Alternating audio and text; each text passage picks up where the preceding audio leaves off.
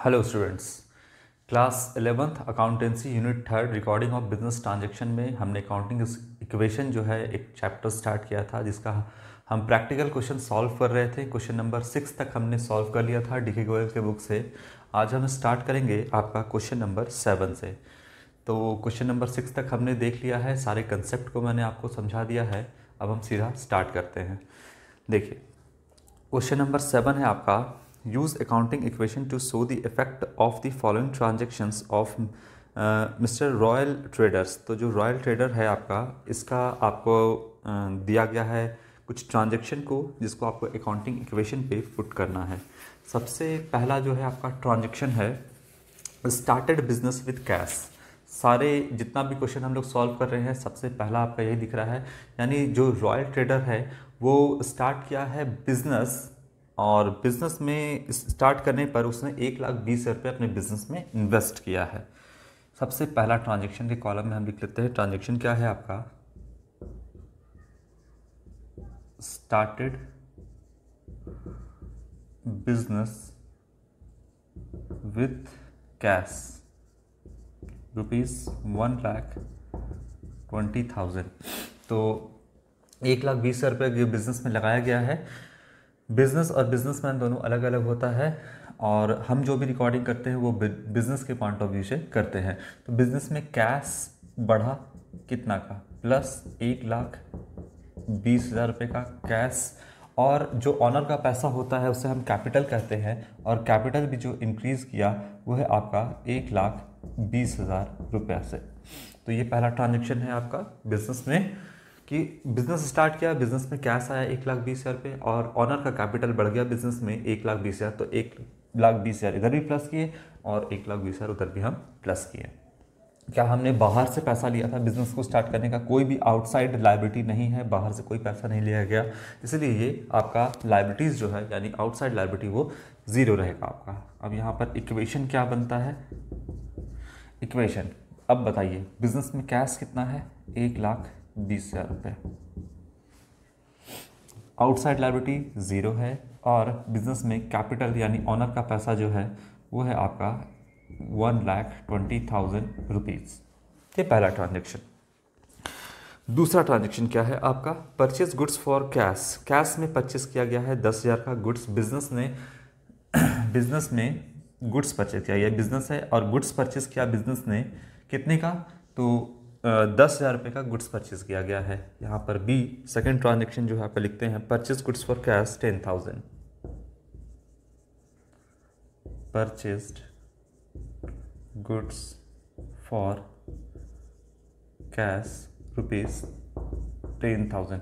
तो बिजनेस ने cash purchase किया है गुड्स को, कैश में परचेज किया है गुड्स को। अब गुड्स जो है बिजनेस के पॉइंट ऑफ व्यू से क्या है, मतलब बिजनेस में गुड्स आया, गुड्स होता है आपका वो सामान जो खरीदा गया है बेचने के लिए, और अनसोल्ड गुड्स को हम स्टॉक बोलते हैं, और स्टॉक जो है वो बिजनेस के लिए एसेट होता है, इसलिए यहाँ पर एसेट बढ़ गया क्योंकि परचेज किया है। तो यहाँ पर एसेट बढ़ गया, और एसेट में हम लिखेंगे स्टॉक कितने का बढ़ा, जितने का बिजनेस ने परचेस किया। तो 10,000 रुपये स्टॉक बढ़ गया, लेकिन 10,000 रुपये बिजनेस ने पे किया कैश, तो कैश कम हो गया, कैश कम हो गया 10,000 रुपये से। तो इस ट्रांजेक्शन का यही इम्पैक्ट पड़ा अकाउंटिंग इक्वेशन पे। इससे कोई भी फर्क नहीं पड़ा आउटसाइड लायबिलिटी को, और कैपिटल पर भी कोई प्रभाव इसका नहीं पड़ा, तो ये भी आपका ज़ीरो होगा। न्यू इक्वेशन क्या कहता है, अब प्रेजेंट कंडीशन में बिजनेस के पास कैश कितना है, तो 1,20,000 कैश था, जिसमें से 10,000 चला गया, तो 1,10,000 रुपये का कैश बिजनेस के पास है। स्टॉक कितने का है, 10,000 का स्टॉक है। आउटसाइड लायबिलिटी अभी कुछ भी नहीं, ज़ीरो है, और आपका जो कैपिटल है वो 1,20,000 रुपये का बिजनेस के पास कैपिटल है। तो आप देखोगे एसेट साइड भी दोनों को जोड़ने पर 1,20,000 का एसेट है, और 1,20,000 का आपका लायबिलिटीज प्लस कैपिटल साइड भी आपका 1,20,000 रुपये है। तो दोनों साइड आपका इक्वेशन मैच कर रहा है, जो कि बैलेंस होना भी चाहिए। चलो अब ट्रांजेक्शन नंबर 3 देखते हैं, क्या कहता है, रिसीव रेंट रिसीव्ड। बिजनेस ने जो है वो क्या रिसीव किया है, रेंट रिसीव किया है। चलिए, रेंट अगर देते हो तो बिजनेस के लिए एक्सपेंस है, लेते हो तो इनकम है। तो यहाँ पर बिजनेस जो है रेंट रिसीव किया है। कितने का रेंट है आपका? 5000 रुपीज़ का, 5000 का रेंट रिसीव है।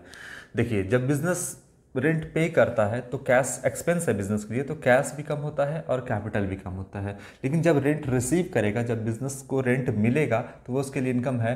तो जैसे एक्सपेंस से कैश कम होता है, कैपिटल कम होता है जब रेंट देते हैं, तो उसी तरीके से जब रिसीव करेंगे तो कैश भी बढ़ेगा और कैपिटल भी बढ़ेगा। यहाँ पर हम प्लस करेंगे 5000 रुपीज़, कैश बढ़ गया और आपका कैपिटल भी बढ़ गया 5000 रुपीज़। क्लियर है? बस इस ट्रांजैक्शन का अकाउंटिंग क्वेश्चन पर यही इफेक्ट पड़ता है। यहाँ पर आपका स्टॉक जो है इस पर कोई फ़र्क नहीं पड़ेगा, ये ज़ीरो रहेगा और आपका आउटसाइड लायबिलिटी भी ज़ीरो रहेगा। तो इक्वेशन के इस साइड मतलब एसेट साइड 5000 रुपये प्लस है और दूसरे साइड लायबिलिटीज प्लस कैपिटल में भी आपका 5000 रुपये जो है वो प्लस है। तो दोनों साइड 5-5 हज़ार रुपये प्लस है। इसका मतलब इक्वेशन जो है वो बैलेंस हो जाएगा। चलो कितना हो गया अब बताइए? New equation. अभी प्रेजेंट कंडीशन में बिजनेस के पास कैश कितना है? तो प्लस कर देंगे 1,10,000 पहले से था, 5000 बढ़ गया, 1,15,000 रुपये कैश है। स्टॉक जो है वो हो गया 10,000 रुपये क्योंकि स्टॉक पे कोई फ़र्क नहीं पड़ा। आउटसाइड लायबिलिटी जो है वो ज़ीरो है और कैपिटल जो है वो हो गया 1,25,000 रुपये का। चलिए डी नंबर ट्रांजैक्शन क्या कहता है? Salary outstanding ₹2000, salary outstanding ₹2000। 2000 का जो सैलरी है वो आउटस्टैंडिंग है, मतलब अभी बकाया है। कहने का मतलब है कि बिजनेस को अपने एम्प्लॉयज़ को सैलरी देना था, जितना सैलरी देना था उसमें से 2000 कम दिया। मतलब एम्प्लॉय ने काम कर लिया, ये जो बंदा है एम्प्लॉय है, इसने काम कर लिया और इसको सैलरी मिलनी थी, जिसमें से 2000 रुपये बकाया है। यानी बिजनेस ने अपने एम्प्लॉय को 2000 रुपये सैलरी के तौर पे नहीं दिया है। लेकिन याद रखिएगा ये एम्प्लॉय जो है इसके लिए, इस 2000 को के लिए वो काम कर लिया है, लेकिन बिजनेस ने अभी तक नहीं दिया है। तो ये बिजनेस के ऊपर क्या है? लायबिलिटी है, यानी ये आउटस्टैंडिंग है। ठीक है, बिजनेस के ऊपर क्या है? ये आउटस्टैंडिंग है। एक लायबिलिटी जो है वो क्रिएट हो रहा है बिजनेस के ऊपर। कितने का लायबिलिटी क्रिएट हो रहा है? 2000 रुपये का लायबिलिटी जो है वो क्रिएट हो रहा है। तो बिजनेस के ऊपर लायबिलिटी क्रिएट हो रहा है, तो लायबिलिटी में यहाँ पर आप लिख दोगे आउटस्टैंडिंग एक्सपेंस, आउटस्टैंडिंग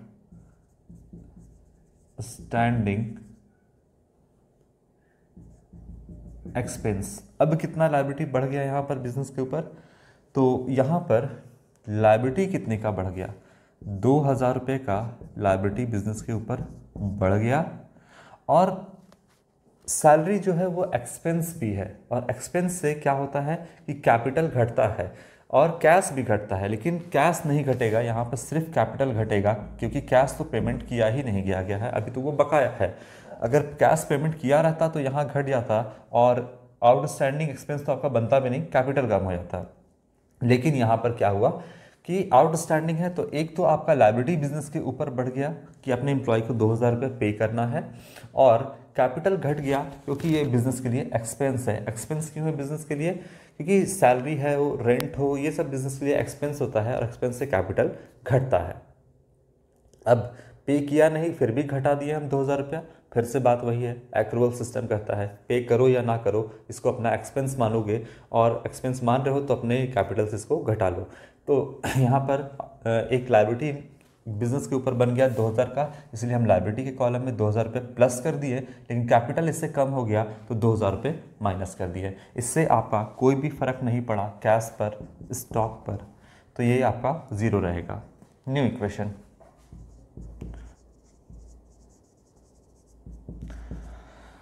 बताइए अभी प्रेजेंट कंडीशन में यहाँ तक बिजनेस के पास कैश कितना है? तो कैश है आपका एज इट इज़ 1,15,000 रुपये का कैश है, रह गया ये आपका। स्टॉक जो है 10,000 रुपये का स्टॉक है आउटसाइड लायबिलिटी जो है आपका अभी 2,000 रुपये है, मतलब यहाँ पर लायबिलिटी जो है अपने एम्प्लॉयज़ को देना है, और कैपिटल जो है वो घट गया, तो 1,25,000 से हो गया 1,23,000 रुपया कैपिटल जो है वो है अभी फिलहाल। क्लियर है बात यहाँ पे? बिजनेस के ऊपर एक लायबिलिटी बढ़ गया 2,000 का, जिससे आपका कैपिटल भी घट गया।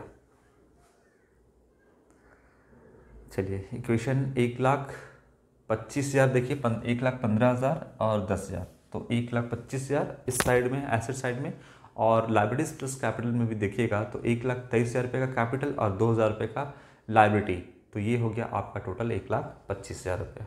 मैच कर रहा है? ई नंबर ट्रांजेक्शन क्या कहता है वो देखते हैं। रिसीव इंटरेस्ट, इंटरेस्ट जो है वो रिसीव किया है बिजनेस ने। सबसे पहले ट्रांजैक्शन के कॉलम में हम लिख देते हैं रिसीव इंटरेस्ट ₹700। इंटरेस्ट जो है वो बिजनेस के लिए इनकम है, कहीं पैसा इन्वेस्ट किया होगा बिजनेस ने और बदले में उससे इंटरेस्ट रिसीव किया है। इंटरेस्ट बिजनेस के लिए इनकम है, और इनकम से कैश भी बढ़ता है और कैपिटल भी बढ़ता है। तो यहाँ पर प्लस करेंगे हम, प्लस कैश प्लस कर देंगे कितना, 700 रुपीज़, और कैपिटल भी प्लस कर देंगे कितना, 700 रुपीज़। तो दोनों साइड हमने प्लस कर दिया, कैश भी प्लस और आपका कैपिटल भी प्लस किया आपने। चलिए, तो न्यू इक्वेशन आपका क्या बन गया? न्यू इक्वेशन, कैश कितना है अब बिजनेस के पास? 1,15,000 का कैश था पहले से, अब 700 रुपये का बढ़ गया है, तो 1,15,700 रुपये का कैश बिजनेस के पास है। स्टॉक कितने का है? तो स्टॉक जो है बिजनेस के पास वो 10,000 रुपये का है। आउटस्टैंडिंग एक्सपेंस से कोई फ़र्क नहीं पड़ता, ये ज़ीरो है, तो आउटस्टैंडिंग एक्सपेंस अभी कितना है? 2,000 रुपये का है, और कैपिटल इंक्रीज कर गया आपका, तो हो गया 1,23,700 रुपये का कैपिटल है। यानी ऑनर का पैसा कितना है? 1,23,700 रुपये। बिजनेस के पास स्टॉक यानी बेचने के लिए जो अनसोल्ड गुड्स पड़ा हुआ है वो 10,000 रुपये का है, जिसको बिजनेस बेच सकता है, और बिजनेस के पास कैश जो है 1,15,700 रुपये का है। चलिए नेक्स्ट ट्रांजेक्शन को अब हम देखते हैं। 1,000 prepaid, okay. Purchase goods for cash, D number ना, आउटस्टैंडिंग 2,000 रुपये का, और रिसीव्ड इंटरेस्ट 700 रुपया, ठीक है। इसके बाद sold goods for cash costing 5,000 7,000, यानी 5,000 के सामान को 7,000 में बेचा गया।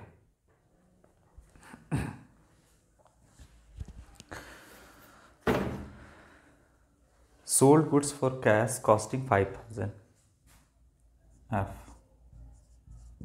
Sold goods for cash costing ₹5,000 को बेचा गया है कितना, ₹7,000 रुपीज़ में। तो 5,000 के सामान को बिजनेस ने कितने में बेचा है? 7,000 में बेचा है। और किस में बेचा है? तो यहाँ पर साफ साफ लिख दिया है कि कैश में बेचा गया है। अब देखिए बिजनेस के पास कितना स्टॉक है बेचने के लिए? 10,000 है, जिसमें से 10,000 अभी नहीं बेचा गया है, बल्कि कितने का कॉस्ट का, लागत कितना है बिजनेस का, वो 5,000 का, तो 5,000 का बेचा गया। जैसे ही बेचा गया 10,000 में से 5,000 का बेच दिया गया, तो स्टॉक 5,000 से कम हो जाएगा, घट जाएगा, तो यहाँ पर -5,000 कर देंगे। अब इससे कैश कितना आया बिजनेस में? क्योंकि कैश में बेचा है तो 7,000 रुपये कैश बिजनेस में आया, तो कैश इंक्रीज करेगा कितने से? 7,000 रुपीज़ से जो है कैश यहाँ पर इंक्रीज कर जाएगा। और इससे बिजनेस को फ़ायदा हुआ कितने का? 5,000 के सामान को 7,000 में बेचा, तो 2,000 रुपये का प्रॉफिट हुआ, profit is a source of additional capital, इसलिए 2000 रुपये हमने ऐड कर दिया कहाँ पर, कैपिटल में। इससे हमारा आउटस्टैंडिंग एक्सपेंस पे कोई फ़र्क नहीं पड़ा और ये इस ट्रांजेक्शन का ये इम्पैक्ट पड़ा अकाउंटिंग इक्वेशन पे। अब अगर आप देखोगे तो बैलेंस शीट के इस साइड भी मतलब एसेट साइड भी आपका इक्वेशन का एसेट साइड में भी आपका प्लस 2000 रुपये है। कैसे? तो 7000 प्लस में और माइनस 5000, तो प्लस 2000 इस साइड में भी है और प्लस 2000 उस साइड में भी है, तो भी इक्वेशन आपका मैच कर रहा है, बैलेंस हो रहा है। न्यू इक्वेशन क्या कहता है? न्यू इक्वेशन, बिजनेस में कैश 1,15,700 था, अब 7,000 का बढ़ गया, तो 1,22,700 हो गया, 1,22,700 रुपये कैश हो गया। स्टॉक 5,000 कम हो गया, तो अब बचा कितने का स्टॉक, यानी कितना बिजनेस और सामान बेच सकता है, तो 5,000 का भी सामान बेचने के लिए है बिजनेस के पास स्टॉक। आउटस्टैंडिंग एक्सपेंस जो है वो 2,000 रुपये आपका एज इट इज़ है, और कैपिटल जो है वो 1,25,000, 1,23,700 था, 1,25,700 अब हो गया है। अब यहाँ पर 1,27,700 और 1,27,700 इस साइड में भी है, इक्वेशन आपका मैच कर रहा है, बैलेंस हो रहा है। लास्ट इक्वेशन जो है आपका जी, लास्ट ट्रांजेक्शन क्या कहता है? कहता है good destroyed by fire. Good जो है, गुड्स जो है, यानी ये जो है स्टॉक जो है ये गुड्स ही है इसके अंदर, और ये डिस्ट्रॉयड हो गया, 500 रुपये का जल गया, मतलब फायर हो गया, आग लग गई, और आग लगने से 5,000 का सामान जो है बर्बाद हो गया है। तो यहाँ लिखते हैं goods destroyed by fire. Good destroyed by fire, कितने का सामान जल गया? 500 रुपये का, ₹500, 500 रुपये का सामान जल गया, तो कैश तो कम नहीं होगा, क्योंकि जला तो है आपका क्या, सामान जो है उसमें आग लग गया है, वो बर्बाद हो गया है, तो स्टॉक घटेगा 500 से, सबसे पहले स्टॉक घटेगा। अच्छा, सामान जब परचेज किया जाता है तो हम उसको स्टॉक बढ़ रहा है, एसेट बढ़ रहा है, ये मानते हुए बना रहे हैं, लेकिन अगर आप परचेज देखोगे अकाउंट में, तो परचेज जो अकाउंट होता है वो आपका नॉमिनल अकाउंट होता है, आगे हम इसको बताएंगे, तो ये एक्सपेंस की तरह ट्रीट किया जाता है। इसीलिए एक तरफ तो आपका स्टॉक कम हुआ, कैश नहीं कम होगा। कैश इसलिए कम नहीं होगा क्योंकि कैश आपका नहीं बर्बाद हुआ है, जो बर्बाद हुआ है वो गुड्स है, तो गुड्स कम हो जाएगा, और चूंकि एक्सपेंस है तो इससे आपका कैपिटल भी जो है वो कम हो जाएगा। ये सब कुछ हम देखेंगे आपका जब हम जर्नल एंट्री पढ़ेंगे, तो उस समय इन सारे चीज़ को जब हम डेबिट क्रेडिट का रूल सीखेंगे, personal account, real account, nominal account, ये सब कुछ, तब वहाँ पर आपको ये बात और क्लियर हो जाएगा। फिलहाल डिस्ट्रॉयड हो गया है, इससे आपका स्टॉक कम होगा और कैपिटल भी आपका 500 से कम हो जाएगा। इसका कैश पर कोई फर्क नहीं पड़ेगा, क्योंकि कैश का कोई भी आउटफ्लो यहाँ पे नहीं हुआ, कैश कहीं भी नहीं गया बिजनेस से, और आउटस्टैंडिंग एक्सपेंस पे भी कोई फर्क नहीं पड़ेगा। तो आपका ये लास्ट ट्रांजेक्शन है था, इसलिए फाइनल इक्वेशन क्या बनता है? फाइनल इक्वेशन में आपका कैश जो है बिजनेस में वो 1,22,700 रुपये का कैश है।